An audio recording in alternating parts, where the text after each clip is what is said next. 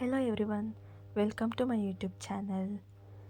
I hope ನಿಮಗೆಲ್ಲ ನನ್ನ videos ಇಷ್ಟ ಆಗುತ್ತೆ ಅಂತ ಅಂದ್ಕೊಂಡಿದ್ದೀನಿ. ಇಷ್ಟ ಆದರೆ ನನ್ನ ಚಾನಲ್ನ ಸಬ್ಸ್ಕ್ರೈಬ್ ಮಾಡಿ, ಹಾಗೆ ನನ್ನ ಎಲ್ಲ ವೀಡಿಯೋಸ್ನೂ ಲೈಕ್ ಮಾಡಿ. ನಾನಿವತ್ತು ನಾಟಿ ಸ್ಟೈಲ್ ಮಟನ್ ಸಾಂಬಾರು ಮಾಡ್ತಾಯಿದ್ದೀನಿ. ಬನ್ನಿ ಅದು ಹೇಗೆ ಮಾಡೋದು ಅಂತ ನಿಮ್ಮ ಹತ್ರನೂ ಶೇರ್ ಮಾಡ್ತೀನಿ. ಫಸ್ಟಿಗೆ ಇಲ್ಲಿ ಮಸಾಲೆಗೆ ರೆಡಿ ಮಾಡ್ಕೊತಾ ಇದ್ದೀನಿ. ಒಂದು ಪ್ಯಾನ್ ತಗೊಂಡು ಅದಕ್ಕೊಂದು 2 ಟೇಬಲ್ ಸ್ಪೂನ್ ಎಣ್ಣೆ ಹಾಕ್ಕೊತಾ ಇದ್ದೀನಿ. ಇದಕ್ಕೆ ನಾನಿಲ್ಲಿ ಒಂದೆರಡು ಮೀಡಿಯಮ್ ಸೈಜ್ ಆನಿಯನ್ ಹಾಕ್ಕೊಂಡಿದ್ದೀನಿ. ಅದನ್ನು ಚೆನ್ನಾಗಿ ಮಾಡಿ ಫ್ರೈ ಮಾಡ್ಕೊಳ್ಳೋಣ. ಈರುಳ್ಳಿ ಎಣ್ಣೆಲಿ ಚೆನ್ನಾಗಿ ಫ್ರೈ ಆಗಬೇಕು.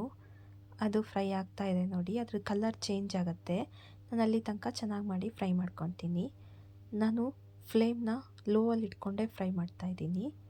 ಇವಾಗ ನಾನು ಇದಕ್ಕೆ ಒಂದು 8ರಿಂದ 9 ಕೆಂಪು ಮೆಣಸಿನ್ಕಾಯಿ ಹಾಕ್ಕೊಂಡಿದ್ದೀನಿ. ಇದನ್ನು ಸಹ ಆನಿಯನ್ ಜೊತೆ ಚೆನ್ನಾಗಿ ಮಾಡಿ ಫ್ರೈ ಮಾಡ್ಕೊತಾ ಇದ್ದೀನಿ. ನೋಡಿ ಇಲ್ಲಿ ಎರಡು ಚೆನ್ನಾಗಿ ಫ್ರೈ ಆಗ್ತಾಯಿದೆ. ನಾವು ಇದನ್ನು ಎಷ್ಟು ಚೆನ್ನಾಗಿ ಫ್ರೈ ಮಾಡ್ಕೊತೀವಲ್ಲ ಆವಾಗ ನಮ್ಮ ಸಾಂಬಾರು ಕೂಡ ಅಷ್ಟೇ ಚೆನ್ನಾಗಿ ಬರುತ್ತೆ. ನೋಡಿ ಇಲ್ಲಿ ಫ್ರೈ ಆಗಿದೆ. ಇದಕ್ಕೆ ನಾನು ಸ್ವಲ್ಪ ಕೊತ್ತಂಬರಿ ಸೊಪ್ಪು ತೊಗೊಂಡಿದ್ದೀನಿ, ಹಾಗೆ ಸ್ವಲ್ಪ ಪುದೀನ ಸೊಪ್ಪು ಹಾಕ್ಕೊಂಡಿದ್ದೀನಿ. ಇವೆರಡನ್ನೂ ಸಹ ನಾನು ಅದ್ರ ಜೊತೆ ಫ್ರೈ ಮಾಡ್ಕೊತೀನಿ. ನೋಡಿ ಇಲ್ಲಿ ಎಷ್ಟು ಚೆನ್ನಾಗಿ ಮಾಡಿ ಫ್ರೈ ಆಗ್ತಾಯಿದೆ. ಇದನ್ನು ಚೆನ್ನಾಗಿ ಮಾಡಿ ಫ್ರೈ ಮಾಡ್ಕೋಬೇಕು.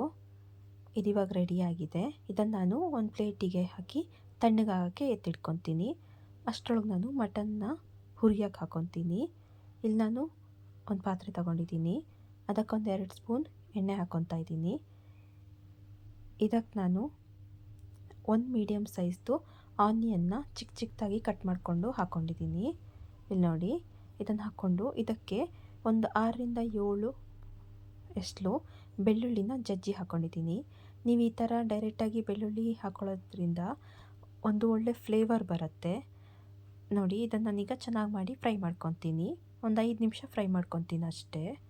ಇದು ಇವಾಗ ಇಲ್ಲಿ ಚೆನ್ನಾಗಿ ಮಾಡಿ ಫ್ರೈ ಆಗ್ತಾಯಿದೆ. ನಾನಿವಾಗ ಇದಕ್ಕೆ ತೊಳೆದಿಟ್ಕೊಂಡಿರೋ 1 kg ಮಟನ್ ಹಾಕ್ಕೊತಾ ಇದ್ದೀನಿ. ನಾನು ಇದನ್ನು ಚೆನ್ನಾಗಿ ಮಾಡಿ ವಾಶ್ ಮಾಡಿ ಆವಾಗಲೇ ಎತ್ತಿಟ್ಕೊಂಡಿದ್ದೆ. ಇದನ್ನು ನಾನಿವಾಗ ಇದಕ್ಕೆ ಸೇರಿಸ್ಕೊತಾ ಇದ್ದೀನಿ.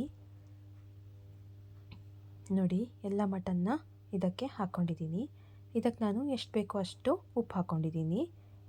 ಇದಕ್ಕೆ ಅರ್ಧ ಟೀ ಸ್ಪೂನ್ ಅರಿಶಿಣದ ಪುಡಿ ಹಾಕ್ಕೊಂಡಿದ್ದೀನಿ.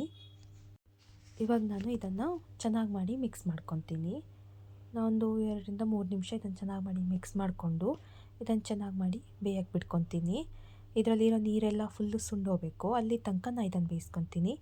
ಹಾಗೆ ನಾನು ಪಕ್ಕದಲ್ಲಿ ಮೊಟ್ಟೆ ಬೇಯಿಸ್ಕೊಳಕ್ಕೆ ಇಟ್ಕೊತಾ ಇದ್ದೀನಿ. ನಾನು ಮೊಟ್ಟೆ ಬೇಯಬೇಕಾದ್ರೆ ಸ್ವಲ್ಪ ಎಣ್ಣೆ ಸೇರಿಸ್ಕೊತೀನಿ, ಹಾಗೆ ಸ್ವಲ್ಪ ಉಪ್ಪು ಹಾಕ್ಕೊತೀನಿ. ಇದರಿಂದ ಮೊಟ್ಟೆ ಚೆನ್ನಾಗಿ ಬೇಯುತ್ತೆ ಅಂತ. ಇವಾಗ ನಾನು ಮಸಾಲ ರೆಡಿ ಮಾಡ್ಕೊತೀನಿ. ಒಂದು ಮಿಕ್ಸಿ ಜಾರ್ ತಗೊಂಡು ಅದಕ್ಕೆ 1.5 ಟೇಬಲ್ ಸ್ಪೂನ್ ಧನಿಯಾ ಪುಡಿ ಹಾಕ್ಕೊಂಡಿದ್ದೀನಿ. ಈ ಧನಿಯಾ ಪುಡಿ ನಾವು ಮನೆಯಲ್ಲೇ ಮಾಡಿರೋದು. ಹಾಗೆ ಇದಕ್ಕೆ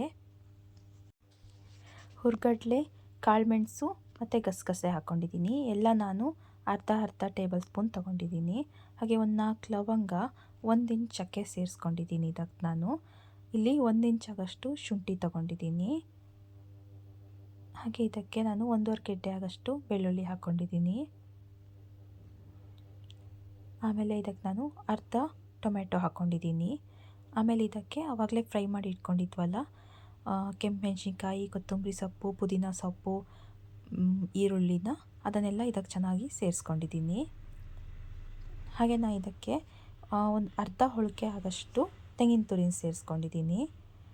ಒಂದು ಇಡೀ ಕಾಯಲ್ಲಿ ನಾನಿಲ್ಲಿ ಅರ್ಧ ಹೋಳಿಗೆನ ತಗೊಂಡಿದ್ದೀನಿ. ಇದನ್ನು ಸೇರಿಸ್ಕೊಂಡು ನಮಗೆ ಎಷ್ಟು ಬೇಕೋ ಅಷ್ಟು ನೀರು ಹಾಕ್ಕೊಂಡು ನಾನಿಲ್ಲಿ ಮಸಾಲೆ ರುಬ್ಕೊಬರ್ತಾಯಿದ್ದೀನಿ. ನಾನು ಮಸಾಲೆನ ತರಿಯಾಗೇ ರುಬ್ತೀನಿ. ಮೊಟ್ಟೆನೂ ಆಲ್ಮೋಸ್ಟ್ ಬೇಯ್ಕೊಂಡಿದೆ. ಇವಾಗ ಇಲ್ಲಿ ನೋಡಿ ಮಟನ್ ಚೆನ್ನಾಗಿ ಬೇಯ್ತಾ ಇದೆ. ಇದಕ್ಕೆ ನಾನು ಒಂದು ಅರ್ಧ ಟೊಮೆಟೊನ ಹೆಚ್ಚಿಕೊಂಡು ಹಾಕ್ಕೊಂಡಿದ್ದೀನಿ. ಇವಾಗ ಒಂದು ಚೆನ್ನಾಗಿ ಮಾಡಿ ಮಿಕ್ಸ್ ಕೊಡೋಣ. ನೋಡಿ ನೀರೆಲ್ಲ ಎಷ್ಟು ಚೆನ್ನಾಗಿ ಬಿಟ್ಕೊಂಡಿದೆ. ನಾನು ಈ ನೀರೆಲ್ಲ ಫುಲ್ಲು ಸುಂಡೋಗೋವರೆಗೂ ಹಾಗೆ ಹುರ್ಕೊತೀನಿ. ನಾನು ಕುಕ್ಕರಲ್ಲೆಲ್ಲ ಏನೂ ಹಾಕಿ ಕೂಗ್ಸಲ್ಲ. ಮಟನ್ನ ಈ ಥರ ಕುಕ್ಕರಲ್ಲಿ ಕೂಗ್ಸೋಕ್ಕಿಂತ ಹೀಗೆ ಡೈರೆಕ್ಟ್ ಪಾತ್ರೆಯಲ್ಲಿ ನೀರು ಸುಂಡೋಗೋ ತನಕ ಬೇಯಿಸ್ಕೊಂಡ್ರೆ ಟೇಸ್ಟ್ ಇನ್ನೂ ತುಂಬ ಚೆನ್ನಾಗಿರುತ್ತೆ. ಅದಕ್ಕೋಸ್ಕರ ನಾವೆಲ್ಲ ಹೀಗೆ ಮಾಡ್ತೀವಿ. ನೋಡಿ ಚೆನ್ನಾಗಿ ಮಾಡಿ ಇದು ಬೇಯ್ಕೊತಾ ಇದೆ. ನಾನು ಇದನ್ನು ಫುಲ್ಲು ನೀರು ಸುಂಡೋಗೋ ತನಕ ಬೇಯಿಸ್ಕೊತೀನಿ. ನೋಡಿ ಇಲ್ಲಿ ನೀರೆಲ್ಲ ಫುಲ್ಲು ಸುಂಡೋಗಿದೆ. ಇದಕ್ಕೆ ನಾನಿವಾಗ ನಾವು ಮಸಾಲ ರುಬ್ಬಿಟ್ಟಿದ್ವಲ್ಲ ಅದನ್ನು ಸೇರಿಸ್ಕೊತಾ ಇದ್ದೀನಿ. ಮಸಾಲೆ ರುಬ್ಬಿಟ್ಕೊಂಡು ಸೇರಿಸಿ ಒಂದು ಚೆನ್ನಾಗಿ ಮಾಡಿ ಮಿಕ್ಸ್ ಕೊಟ್ಕೊಂಡು ಇದಕ್ಕೆ ನೀವು ಎಷ್ಟು ಬೇಕೋ ಅಷ್ಟು ನೀರನ್ನ ಸೇರಿಸ್ಕೋಬೇಕು. ನಾನು ಹಾಗೆ ಇದನ್ನು ಒಂದು 2 ನಿಮಿಷ ಹಾಗೆ ಬಾಯ್ಲ್ ಆಗಕ್ಕೆ ಬಿಡ್ತೀನಿ. ಇದೊಂದು 2 ನಿಮಿಷ ಬಾಯ್ಲ್ ಆದಮೇಲೆ ನಾನು ಮಿಕ್ಸಿ ಜಾರಲ್ಲಿ ಏನು ಮಸಾಲೆ ಉಳ್ಕೊಂಡಿತ್ತು ಅದಕ್ಕೆ ನೀರು ಹಾಕಿ ಅದನ್ನೇ ಸೇರಿಸ್ಕೊತೀನಿ. ಇಲ್ಲಿ ನೋಡಿ ನಾನು ಮಿಕ್ಸಿ ಜಾರ್ನಲ್ಲಿ ಏನಿತ್ತು ಅದಕ್ಕೆ ನೀರು ಹಾಕಿ ಸ್ವಲ್ಪ ನೀರು ಸೇರಿಸ್ಕೊಂಡಿದ್ದೀನಿ. ಇವಾಗ ನಾನು ಈಗಲೇ ನೀರು ಸೇರ್ಸೋಕ್ಕೆ ಹೋಗಲ್ಲ. ನಾನು ಇದನ್ನು ಮಸಾಲೆನೇ ಚೆನ್ನಾಗಿ ಮಾಡಿ ಬೇಯಕ್ಕೆ ಬಿಡ್ತೀನಿ. ಮಸಾಲೆ ಫ್ಲೇವರ್ ಬರಬೇಕು ಅಲ್ಲಿ ತನಕ ಇದನ್ನು ಚೆನ್ನಾಗಿ ಮಾಡಿ ಬೇಯಿಸ್ಕೊತೀನಿ. ಇಲ್ಲಿ ನಾನು ಎಷ್ಟು ಬೇಕೋ ಅಷ್ಟು ನೀರು ಸೇರಿಸ್ಕೊಂಡಿದ್ದೀನಿ. ಇವಾಗ ಇದು ಚೆನ್ನಾಗಿ ಮಾಡಿ ಕುದಿಯುತ್ತೆ. ಇವಾಗ ಮಟನಲ್ಲಿ ಏನು ಬೆಂದಿತ್ತು ಇನ್ನು ಸ್ವಲ್ಪ ಬೆಂದಿಲ್ಲ ಅಂದರೂ ಇಲ್ಲಿ ನಾವೀಗ ಮಸಾಲೆ ಜೊತೆ ಕುಸಿದಾಗ ಬೆಂದ್ಕೊಂಡ್ಬಿಡುತ್ತೆ. ನೋಡಿ ನಿಮಗೆ ಹೇಗೆ ಬೇಕೋ ಹಾಗೆ ನೀವು ನೀರು ಸೇರಿಸ್ಕೋಬೋದು. ನಮ್ಮ ಮನೇಲಿ ಸ್ವಲ್ಪ ನೀರಾಗೇ ಇರುತ್ತೆ ಸಾಂಬಾರು, ಹಾಗಾಗಿ ನಾನು ಸ್ವಲ್ಪ ನೀರಾಗೇ ಸೇರಿಸ್ಕೊಂಡಿದ್ದೀನಿ. ಇಲ್ಲಿ ನೋಡಿ ಚೆನ್ನಾಗಿ ಮಾಡಿ ಕುದೀತಾ ಇದೆ. ಈ ಟೈಮಲ್ಲಿ ನಾನು ಈ ಚರ್ಬಿ ಹಿದಕೆ ಕರಳೆಲ್ಲ ಇರುತ್ತಲ್ವ ಅದನ್ನೆಲ್ಲ ನಾನು ಇವಾಗ ಸೇರಿಸ್ಕೊತಾ ಇದ್ದೀನಿ. ಇದನ್ನು ಫಸ್ಟಲ್ಲೇ ಹಾಕ್ಕೊಂಡ್ರೆ ತುಂಬ ಎಣ್ಣೆ ಬಿಟ್ಕೊಂಡ್ಬಿಡುತ್ತೆ. ಅದಕ್ಕೋಸ್ಕರ ನಾನು ಲಾಸ್ಟ್ ಕುದಿಯಲ್ಲಿ ಇದನ್ನು ಸೇರಿಸ್ಕೊತೀನಿ. ಇಲ್ಲಿ ನೋಡಿ ನಮ್ಮದು ಮಟನ್ ಸಾಂಬಾರು ರೆಡಿಯಾಗಿದೆ. ಇದನ್ನು ನೀವು ಚಪಾತಿ, ಮುದ್ದೆ, ರೈಸ್, ದೋಸೆ ಯಾವುದ್ರ ಜೊತೆ ಬೇಕಾದ್ರೂ ಸರ್ವ್ ಮಾಡ್ಕೋಬೋದು. ನಾನಿಲ್ಲಿ ಇದನ್ನು ರೈಸ್ ಜೊತೆ ಸರ್ವ್ ಮಾಡ್ತಾಯಿದ್ದೀನಿ. ಟೇಸ್ಟ್ ತುಂಬಾ ಚೆನ್ನಾಗಿತ್ತು. ನಮ್ಮ ಮನೇಲೆಲ್ಲರಿಗೂ ತುಂಬ ಇಷ್ಟ ಆಯಿತು. ನೀವು ಒಂದು ಸರಿ ಮನೇಲಿ ಟ್ರೈ ಮಾಡಿ ಹೇಗೆ ಬಂದಿದೆ ಅಂತ ನನಗೆ ಕಮೆಂಟಲ್ಲಿ ತಿಳಿಸಿ. ನಿಮಗೆ ನನ್ನ ವೀಡಿಯೋಸ್ ಎಲ್ಲ ಇಷ್ಟ ಆಗಿದ್ದರೆ ನನ್ನ ವೀಡಿಯೋಸ್ನ ಲೈಕ್ ಮಾಡೋದನ್ನು ಮರಿಬೇಡಿ.